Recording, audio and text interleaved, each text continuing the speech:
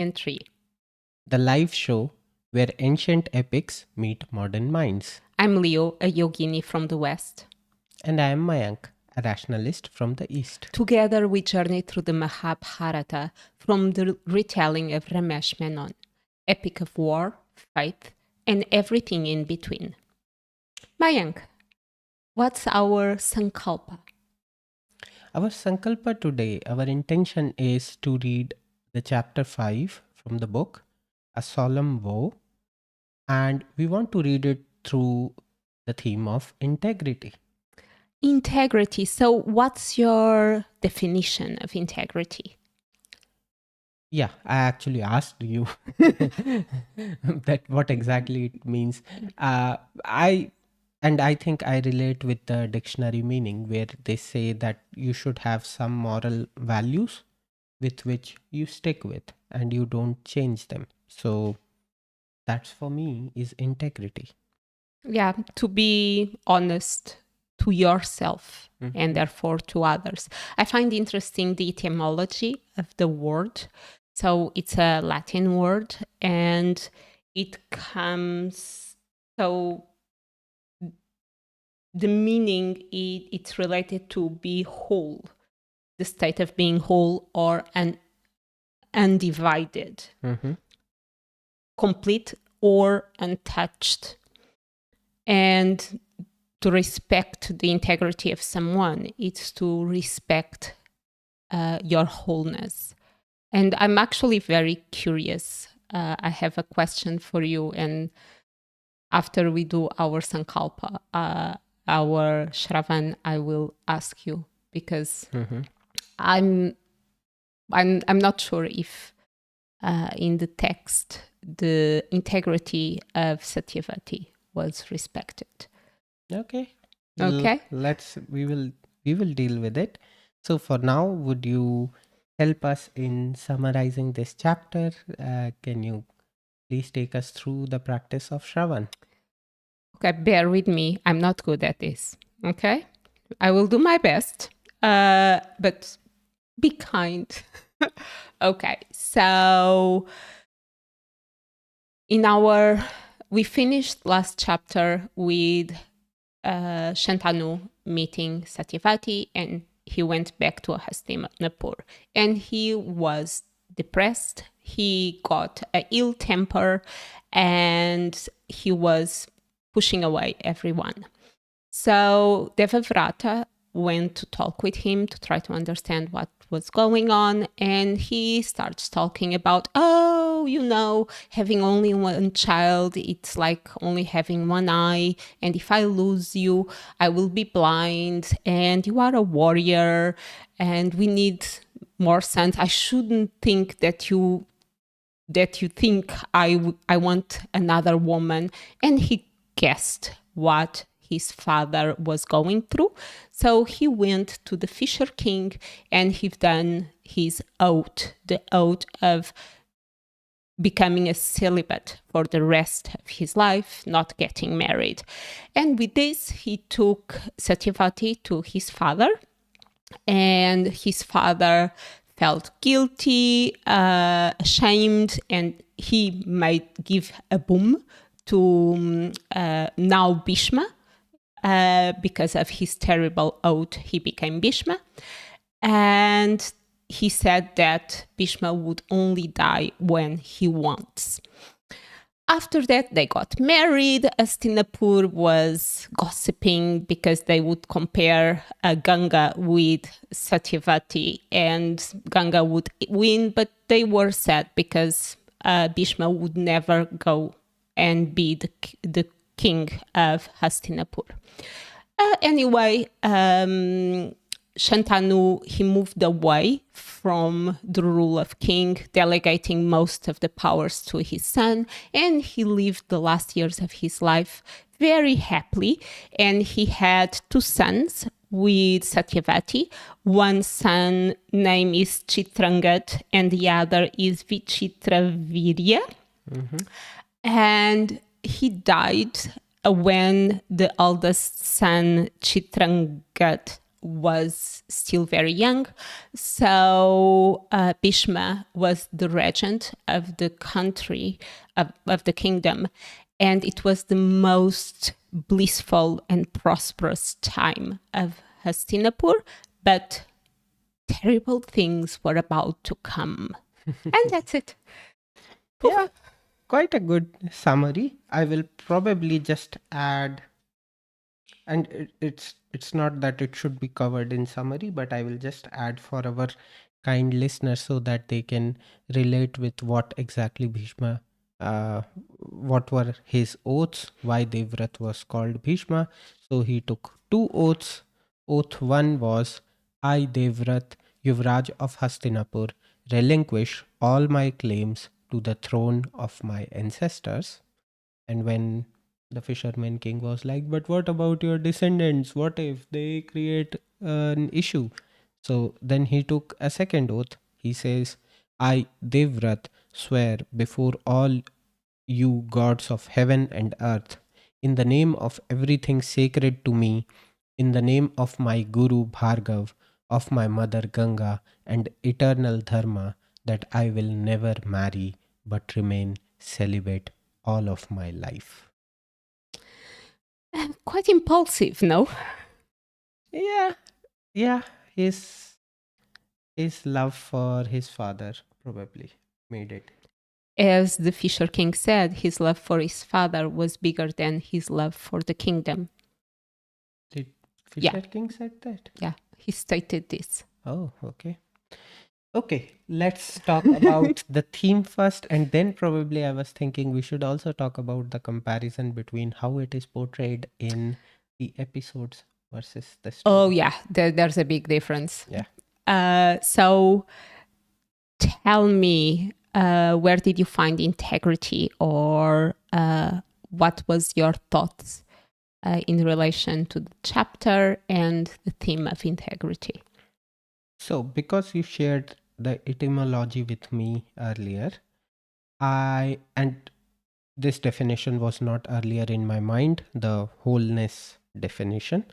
But I thought, and this is my question, I don't know, because I was trying to find integrity in the chapter.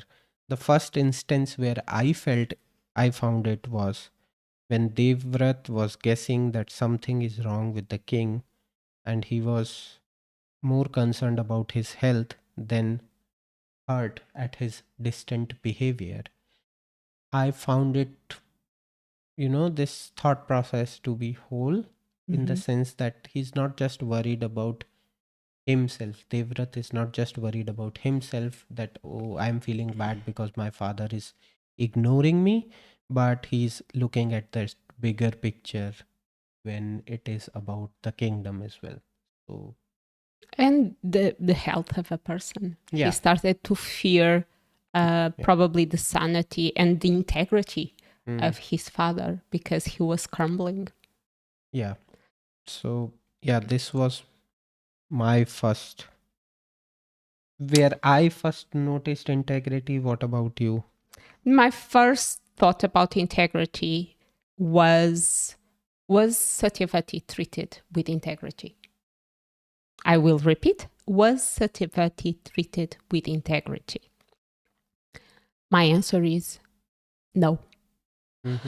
I know that she remained quiet. She didn't say anything. And at the moment, I'm looking only at the book. But she was completely ignored. She was traded, okay? She was traded between the Fisher King and Bhishma. It's like, I give you this, you give me that. And I found many reasons for the father to simply say, let go and go to sleep. Okay, some of them just coping mechanisms and not dealing well with separation. But there's no respect of her existence. She's not treated as a human. She's treated as an object. Yeah, from the text we can say it that way, because the way text deals about this whole situation is that The Fisher King had some objections, and Bhishma comes and takes the oath, and he's like, okay, shall I now take her? So essentially, the text doesn't provide Satyavati any agency uh, in what she wants to say. Uh, so, yeah. And just adding that I don't think that integrity, respecting someone else's integrity, it's not about that someone else. It's about you. Mm-hmm.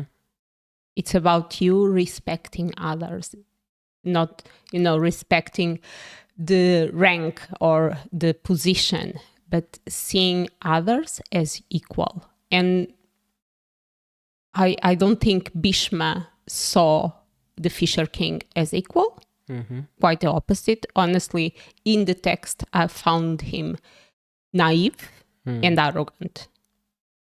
And Satyavati was treated as an object. That's it. And I know that this will be one of my fights through the analysis of the text, because the way women are treated or portrayed, and it's very conflicting for me as a woman of these times. Makes sense. And yeah, I think it was a good observation. To be honest, I didn't think that too much. I have one instance.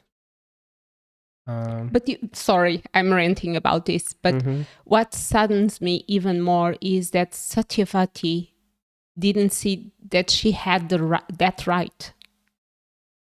Yeah, because she was simply not at least exposed to all those ideas. I know. At least in the text, she has no agency. She has no independence. So for her, it's like, yeah, whatever my father decides for me is okay with me. Yes, I understand that, but you have other characters that were not exposed to that reality that they stood up. Like Gandhari. I'm sorry, I'm moving a lot in the text. Gandhari was always a queen, a princess. So for her, okay, because yeah, that class difference, it matters. Satyavati, even though, okay, she was daughter of a fisherman king, but they are still fishermen. Yeah, and it's very sad that, a class is so important even in you owning your being. Mm-hmm. True. Thinking that you have the right of having a choice. Mm-hmm. Okay, moving on. Otherwise, I will stay here for the rest of the show, and we don't want that. Yeah. I felt the charioteer of Shantanu. He showed some integrity in terms of his loyalty to his king, where he's not supposed to share the secrets of the king, and he resists sharing it with Devrat. And in that way, I felt, at least for his job, he's showing integrity. Interesting. I found him a person of integrity, not because of that, but because he was always saying to Bhishma, you shouldn't do this. You shouldn't do this. And even when they came back, he was muttering and he was saying to Bhishma that he didn't act in a correct way.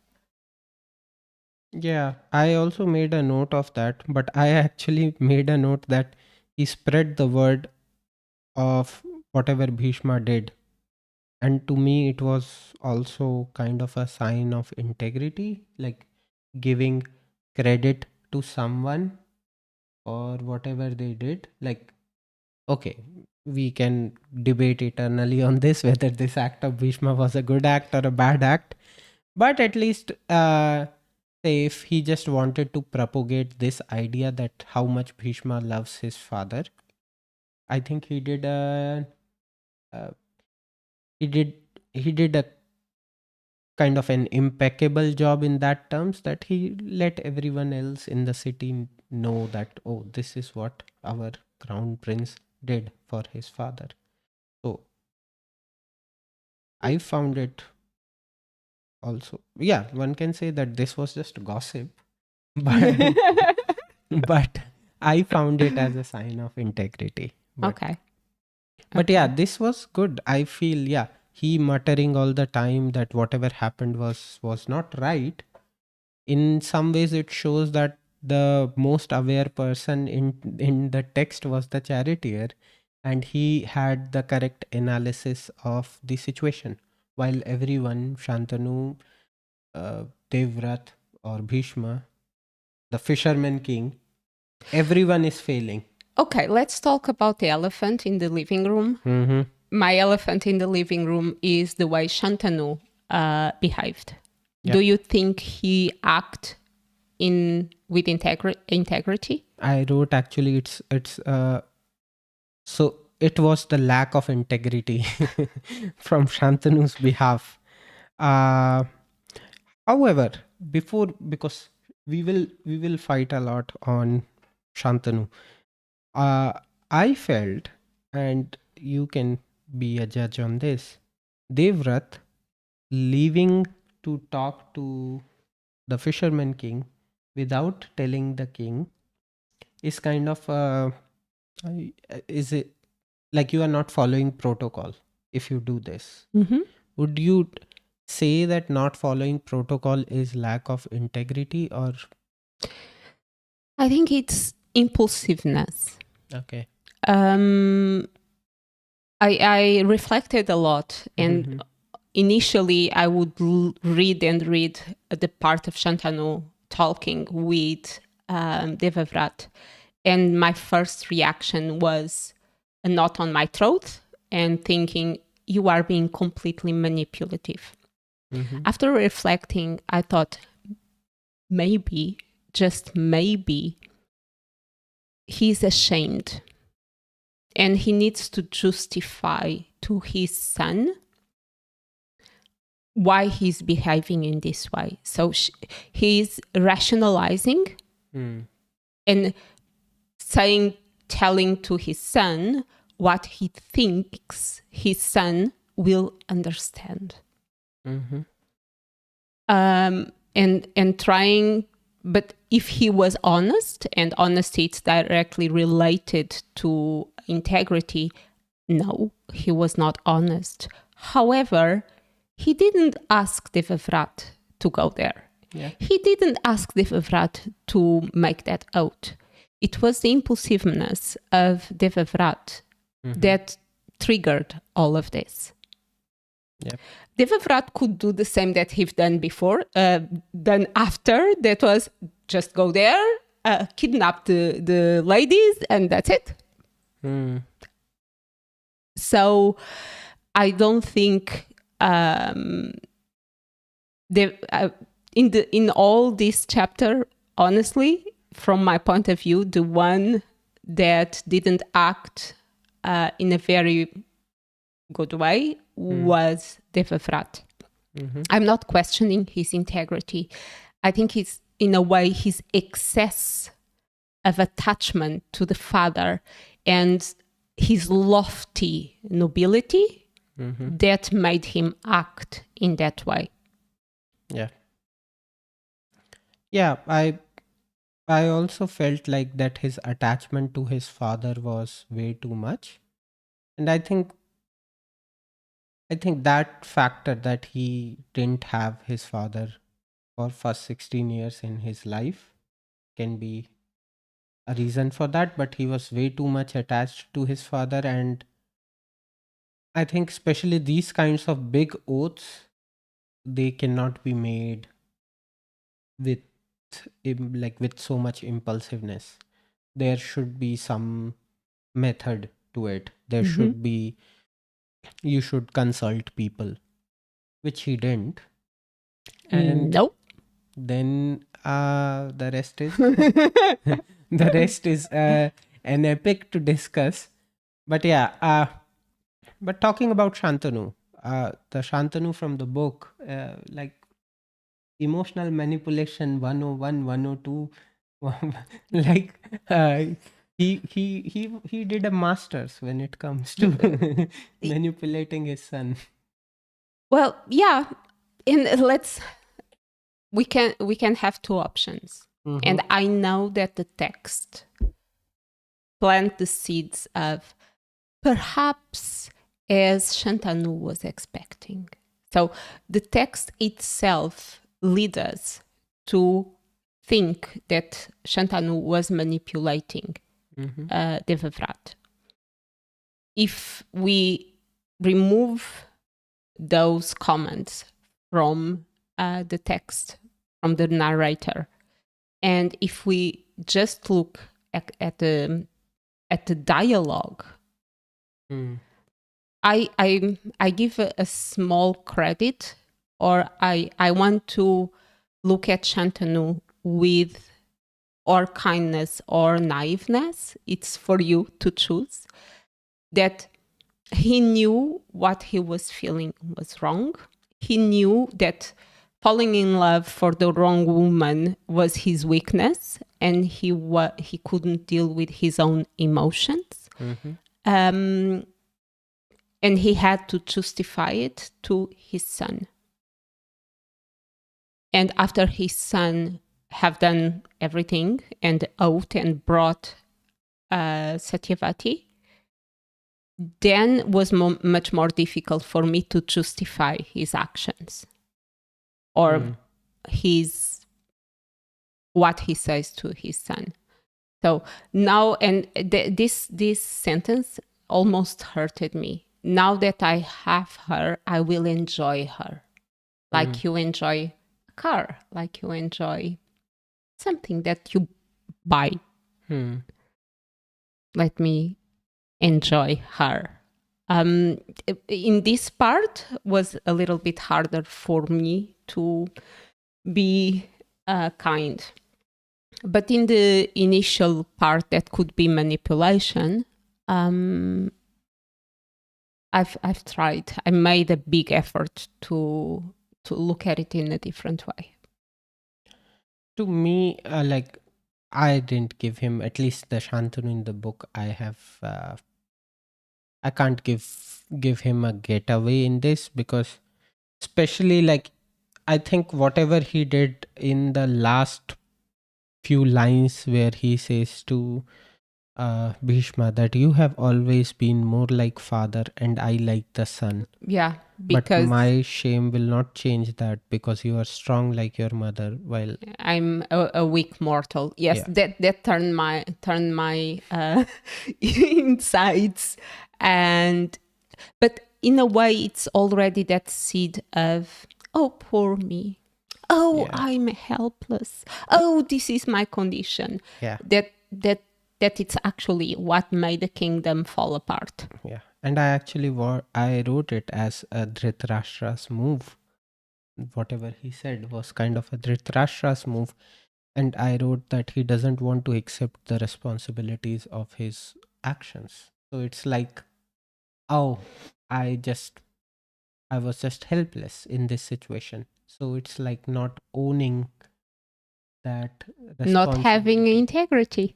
Yeah. So, yeah, like the book Shantanu, and we were having arguments on this. That All week, okay. We've been fighting over this for a week. because I tried.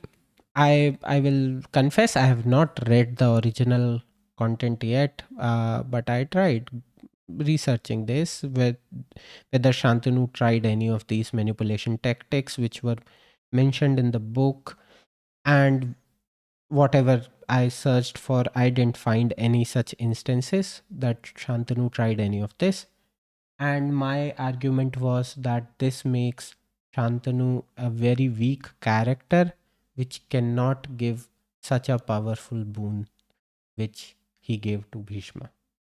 But as you said, his power is not only related to this life, it's related to all his karma Yep. and dharma. So, and maybe that was all of us, we have good, very good moments and very, very bad moments. And that was the worst moment of his life. No, but what I felt bad about his situation is that it wasn't as if it was one bad moment.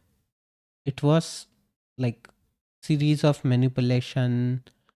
It was Okay, where do you see why you say that it's a series of manipulations? like first I felt that uh not meeting your son or not sharing your son, not sharing things with your son. Okay, I can give you uh some benefit of doubt here that you are No, sad. but he was simply self-involved. Okay, given that is given, then whatever he says find it like, oh, that you are the only son and battles can happen and having one son is like having one eye. Okay, then I remember once my father saying this, that Shantanu was a big culprit of this whole epic, because in the age where you should think about your son getting married, you are involved in you. Oh, thank you for mentioning that. Yeah. Because we have the text gives some sparks of, and if it was Devavrat instead of Shantanu, because Satyavati was quite engaged with him. She thought, oh, Shantanu came, but one life younger and handsome, and even Devavrat blood quicken in his veins, but he withdraw. I was like, no. And is this capacity of Devavrat didn't existed in his father. But even the Fisher King makes the suggestion, and he says, oh, even if your father is too old for her. So there's a hint of, oh, maybe this should be Satyavati and Bhishma or Devavrat, and not Satyavati and Shantanu. Yeah, at least the text in the book suggests this idea. So that's one thing, again, which I feel Shantanu should have thought about. Like, I wrote it here that if you are so worried about the kingdom, you can get Bhishma married, Devrat married, and he can have kids, and problem solved. Yes. And Shantanu, by all conservative estimates, was at least 50 plus in this scenario. Okay. Middle age crisis. Yeah. Okay. I give him. So I felt then he talks all these nonsense to Bhishma. Devrat gives him some ideas. And then what happened later, I felt, was even when Devrat took all these oaths, I just felt even then the book the book Shantanu is using that classic Dhritarashtra's move, not taking the onus of his own actions. And therefore, to me, it felt like it wasn't the case that he did a mistake and he's now accepting it. No, he doesn't assume his own mistakes in the book, not in the series, but in the book. Yeah. So what I feel is that in this epic, we will see a lot of great characters doing shitty stuff, but most of them had that awareness that they did something wrong. I felt reading this chapter till the very end, I felt as if Shantanu has no awareness.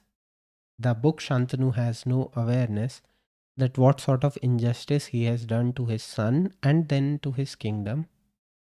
So that's why I was very much disappointed with the author, to be honest. I was like, this was not at all needed. Why would you do that? It's like that we can be here fighting over it. Like it's that Harry Potter, like making Ron stupid in Harry Potter. Doesn't serve any purpose. But the Yeah. filmmakers decided to do it. I think, do you want to talk a little bit about Shantanu from book versus the series? Um, well, they are completely two different characters, I think. The And even Shantanu, Satyavati. yeah, and even Satyavati. So in the series, And Satyavati, even the Fisherman King. yes, Like here, he was shown so shrewd, always chewing those beetle leaf, always eating. I was so frustrated. Anyone is going to meet him, he's eating. Like why? Why? Why the writer has to write that he's always eating? I think it's a way of, it was a way the author found to show his wilderness, and in a way he didn't care about what other people think. And even in the text you have that mention that Devavrat noticed that he was facing, sorry, I'm away from the micro, he was facing where is it, a blazon person, yeah, a brazen soul. Okay. So a brazen soul means that he couldn't care less about what other people think. He's bold and is shrewd. So probably we should start with the Fisherman King, Satyavati, and Shantanu. Book versus. Let's be quick. Yeah. Okay. So the Fisherman King in the episodes was much more cultured, welcoming. Okay, he had ambitions, but he didn't feel shrewd or as cunning or like the way they have portrayed him in the book. Mm-hmm. Uh, Satyavati in the book, she has not very great motherly instincts. Yes. Uh, as you said, she didn't have any agency in the book. I don't think she had any agency in episodes either. Or She didn't add agency, but it's shown by her complexion, by her behavior, by her tears that she at least liked and wanted to be with Shantanu. Yeah. Because in the series they have time to meet each other and they spend a good amount of time crossing the river and going here and there, and he stays, and every day he goes to the river and looks at her and she looks at him. So in the series their attachment, it's much more, it has a bigger foundation and it's mutual, where in the book, again from my point of view, Satyavati, transaction. it was just an object that being transactioned between the two of them, between the fisherman and the Bhishma. Sold. Yeah. Very nice. Good, simple times. I will not comment this on. Okay. After I beat him. Yeah. Oh God. You will get it in behind the scenes. So then Shantanu. Book Shantanu. Yeah, like we have dissected him a lot. Mm-hmm. What do you think of the Shantanu from the episodes? I think at least he has much more integrity. Yeah. And he's shown as powerful, but as your father says, a gentleman. And you can see the guilt, and you can see that he knew he'd done something very wrong, and the consequences of his actions are beyond his own capacity, but he knows that it's not positive. And him and Satyavati, they every day mourn what happened. They called it a hellish marital life. Yeah. Yeah. So, and seeing that episode, I felt they should actually talk to Devrat, Bhishma, and say, see, your oath has not given us happiness. We are living this hellish marital life. So Son, if you want to see us happy, rule this throne, get married, and have a life. Yeah, but I think Bhishma would not. Yeah, It, that's like he has given a word. and in a way, so in the series, the fisherman says that it was written in the stars Mhm. that the son of Satyavati would rule the land. And for Bhishma, this is not, it moves, it changes the layer. So it's no longer a personal dharma, but it's a cosmic dharma. Mhm. Therefore, he does not want to interfere. Yeah, and even Shantanu mentions it somewhere that even if this would not happen this way, It it would, happened. Bhishma would do the vow in some other way. Yeah, Yeah. yeah. Yeah, that's the classic debate of action versus fate, which Yeah. we will have in this series. But your actions define your fate. Yeah, they say that, but I find it just like a Conflicting. yeah, I don't believe it because everywhere in the series you find fate to be much more powerful than action, at least. That's how I read it and Yeah, see but it. when I see it, it's like faith. It's the consequences of the past actions, regardless if they were your actions or not. Mm-hmm. But it's simply karma. It's cause effect. Mm-hmm. Moving on, Satyavati Satyavati, comparison. yeah, Satyavati, like one thing which we discussed was her agency, but second thing was that she had the guilt in the series Mm-hmm. where and and her maternal instincts were much more powerful in the series, even for Bhishma or Devrat, who was not her son directly. She had quite strong maternal instincts and she was quite proud of whatever Bhishma was. So I genuinely, and if you remember, we were having this constant conflict on the character of Shantanu. And I guess because I saw Mahabharat long back and I had some uh, deep seed within me about Shantanu's character, and that's why I was not able to reconcile and make peace with his portrayal in the book. And now I feel even in this chapter in the book, Satyavati's character has also been assassinated little bit. Uh, like I'm At least in this chapter. yeah, at least in this chapter, it was not her choice. She was not. She didn't make this condition that my sons should Yeah. rule. So why to show her as a villain if not needed? Like, and that's what I have an objection with sometimes in portrayal. What I feel, it's better to show people as, say, good people and having moment of weaknesses instead of trying to push them more towards that darker side. The polarization of Yeah, characters. yeah. So I uh, I was more of the fan of uh Shantanu and Satyavati and the Fisherman King from the episodes. Then Okay, and what do we make of Devavrat / Bhishma? so are you saying for The comparison.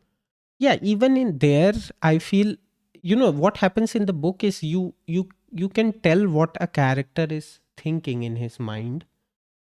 Um because in episodes we never felt that he's being like he thinks less of the Fisherman King in the episodes. Yeah, but He treats him with respect. in the book is clear that he is arrogant, Yeah. and it's is clear that he's impulsive. Is clear that he act without thinking. I think At least is my perspective. even in the episodes also, like his oath was impulsive only.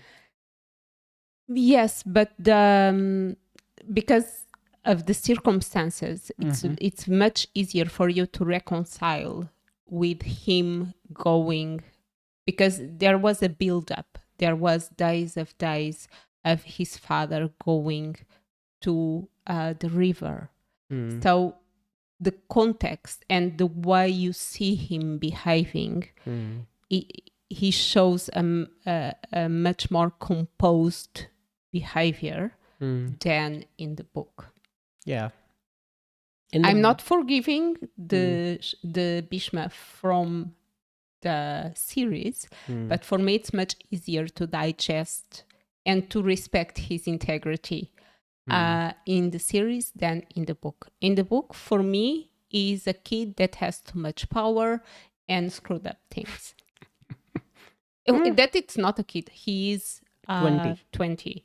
So if Satyavati with 16 was old enough to decide to have sex with the Muni, with 20 being raised by the devas and being taught by the greatest people in the world, and being a mature person as he was portrayed, I was expecting more of him. Probably I'm being very or probably we can just like we will have, like, we are giving leeway to many characters, saying that they all had moments of weakness, and yeah, that was probably his biggest moment of weakness. Yeah, or not. Okay, I should take it back. Yeah. I'm taking it back. But still, like, this is kind of, this set the tone. This was the genesis. This was the seed. Yeah. And this is where the first this is where I think in their lineage the first time birth was giving priority over merit. Yeah. And and the rest is an epic and a history and a myth. Yep. So if you had to rate in terms of integrity each character, how would you rate them? Well, that's a difficult question. I can't think of it. So I've made a scale. Yeah. And I have Shantanu. He acts with no integrity. And I'm looking at the Shantanu from the book. Okay. And this is not about the person. This is about the actions. I'm not saying that the person does not have integrity. I'm saying that the actions, they do not portray integrity. Devavrat, he acts with arrogant integrity. The Fisher King, I think he acts with some integrity, although he lied about the age of Satyavati. But so he was following his dharma. He never distorted, and he never changed his views. Like, this is who I am. This is what I want. Yeah. He had at least consistency. He was consistent. Yeah. Satyavati, her integrity was denied. And Sarati, he had a humble integrity. Yeah. The charioteer. Yeah. Yeah, probably. Yeah. He was my MVP in the chat. Shall we move towards Naman, because now you more or less... Lessons. Do you have any lesson or any sentence that you liked in the text? I didn't think of any lessons, but I made a note of some line, but it was more from the poetic perspective. Yeah, from the poetic perspective, because that the lines for sure were very, very poetic, beautiful, but I didn't think, I couldn't find anything which was to me very thought provoking. If you found something, please feel free to share. No, I thought a lot about lessons. I didn't find any special sentence that inspired me. I was disturbed by the sentence of Shantanu saying, "You are more the father and I'm more the son. Oh, you are a god, I'm a mortal." Yep. And I try to think to myself to never make this type of analysis. Mm-hmm. And I thought about lessons. There was no inspiring sentence. I wasn't inspired by any sentence in the text. Yeah. I just found this sentence to be beautiful poetically. The father and son talked about everything from shapes of clouds to affairs of kingdoms. Yeah. And I liked that. And that happens when people are in love. Mm-hmm. Mm-hmm. So I did you have any lesson? Nope. We can. I had. Mm-hmm. Most of the times in nowadays we think about our actions and we think, oh, if I do this, this will be the consequences. If I do that, those would be the consequences. We think a little bit about it, at least most of us. However, I don't think people reflect on what they say or their promises and their oaths. So that made me reinforce the thought of the value of the words Mm-hmm. and the value of the promises that I make, and to to to think before I say anything, before I commit to something. Even, in Portuguese we say that maternity is full of good intentions. Mm-hmm. So many times we do the wrong things with the best of the intentions. And it made me reflect of aligning the intention, but thinking about the consequences of my words and if actually they suit. Although the result of my actions, it's never in my hands, but be less impulsive and more reflective. I think that's my lesson. Be more reflective and less impulsive. Actions, they have to be taken. Words, they must be told. But before you do it, reflect. Don't act from a superficial place of reaction, but rather from a place of awareness. That's a very good lesson. Yeah, Thank you. very impressive. So And that's why I am a no commitment person. No promises. we You- will talk about that after. You make no promises, no commitment, and you will always be happy. So I am the one saying that we are back next week, because if he is the one saying it, you can't believe it. Yeah. Okay. Don't take my words, take my words with a lot of salt and spices. Loads of masala. Okay. So can we wrap up? What about the Naman? Oh, Naman. Yes. Sorry, I forgot. Yeah. Go ahead. Oh, no. Yeah, you guessed my Naman yesterday. So my Naman, my respect goes to the Sarati, to the charioteer. Yeah. I think he was the only one with a certain level of clarity and try to keep the integrity of himself. He didn't put his nose in something that it's not his business, like Devavrat. It was not, from my point of view, Devavrat messed with the destiny of someone else. It was not his place to interfere. And because I've blessed a woman last week, and I thought about women rights this episode. I wanted to Naman Sarati, his clear mind and his humility and his integrity. Mm-hmm.